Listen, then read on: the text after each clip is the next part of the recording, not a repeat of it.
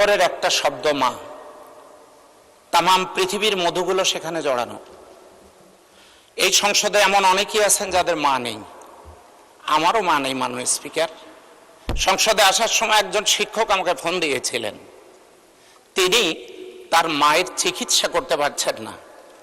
আমার প্রশ্ন হলো, সরকারি চাকরিজীবীদের প্রত্যেক মাসেই যদি 1-2 তারিখের মধ্যে বেতনের প্রয়োজন হয় আমরা দিয়ে থাকি, ঈদ চলে গেল, আজ মাসের 16 তারিখ মাননীয় স্পিকার, মাদ্রাসার কোনো শিক্ষককে বেতন দেওয়া হয়নি। মে মাসের বেতনটা এখনো পর্যন্ত তারা পায় নাই।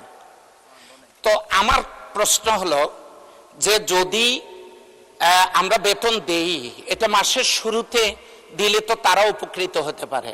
আমার শেষ কথা, আমার মা নেই, ওই লোকটার মা দুনিয়াতে থাকবে না, কেউই থাকবে না, কিন্তু এই লোকটা যেন এই সান্ত্বনা পেতে পারে যে আমি আমার মায়ের চিকিৎসা করতে পেরেছিলাম।